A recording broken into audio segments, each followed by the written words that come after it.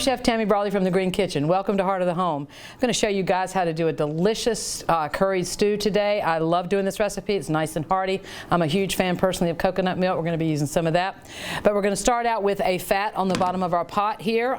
Typically you would add an olive oil, but today I am actually using a little bit of butter.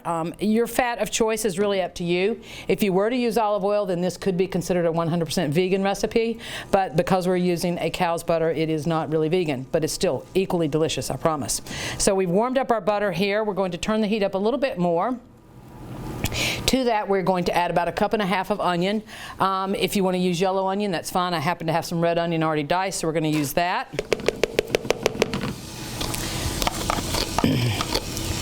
We're going to move the onion around. As soon as this heats up a little bit higher, then it'll start cooking pretty quickly, and you just pretty much want to soften it.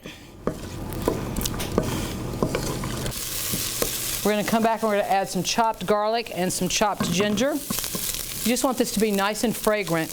You wouldn't want to add the garlic and the ginger at the beginning versus the onion because it would tend to burn, but the onions tend to, after they soften, they tend to keep keep the garlic and the ginger from burning. Now we're going to add some spices. We've got some turmeric, we've got cumin, all sorts of recipes in there, a little bit of cayenne. I caution you to go a little light on the cayenne because this can be very spicy. When I first did this recipe, it called for a teaspoon. I ended up dropping it back to 1/2 teaspoon. You might even want less if you don't care for a spice. And now we're going to come back and we're going to add some cut up diced sweet potato.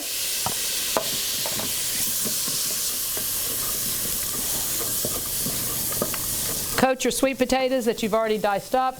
And you want to come back and add some either finely diced or crushed tomatoes.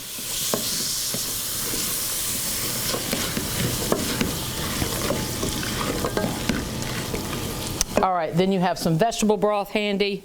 Again, use vegetable broth if you want it to be a vegan recipe, but don't use the butter at the beginning. Use olive oil. If you want to go ahead and choose chicken stock over vegetable broth, that's totally fine.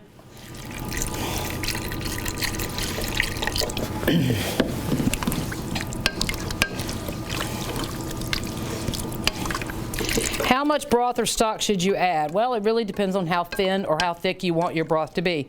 This will thicken as it goes, and we are going to be adding some coconut milk.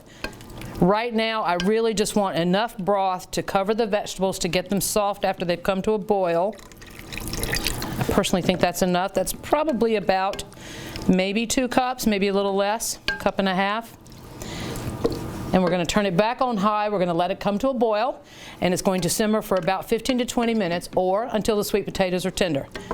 And then we'll finish this recipe.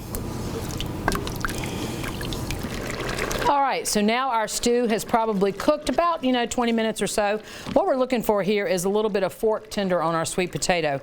They don't need to be mushy. You just need to be able to get a fork through there. And these are pretty perfect. We're going to come back and we're going to add coconut milk. That's going to thicken it a little bit. We're looking for this to be more of a stew versus a soup. But we're going to serve it over some brown rice in just a few moments. We're going to mix in the coconut milk. This is one of my favorite flavors. All right, so our coconut milk is nice and blended. Now we're going to add about 2 cups of fresh spinach to this. Spinach is one of the healthiest vegetables out there for you. It's high in vitamin C, high in iron. And fortunately, it is grown in season right now in Virginia all over the place.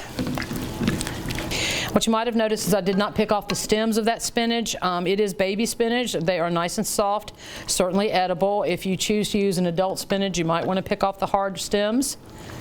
And to be quite honest, you could use any green in this. You could probably use collard greens, certainly some delicious kale.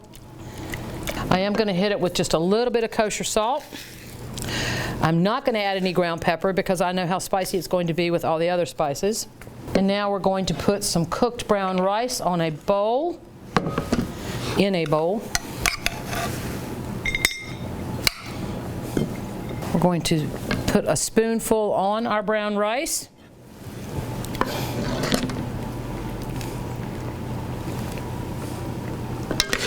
gorgeous color going on here. We've got that red onion, we've got the yellow or the orange sweet potato, we've got that beautiful spinach.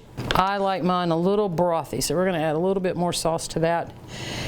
We're going to come back and we're actually going to top it with some homemade garam masala. Garam masala is an Indian spice. It's a combination of various spices. What I like about it is that we toast our whole spices, put it together in a grinder, and then keep it on our spice shelf. And it adds a nice little nutty texture to it. And there you have it, a sweet potato and spinach curry. I'm Chef Tammy Brawley from the Green Kitchen. Join us next time on Heart of the Home. Recipes from the Heart of the Home can be found on the Virginia Farm Bureau website at vafb.com/recipes, as well as on Chef Tammy Brawley's website at greenkitchenrichmond.com.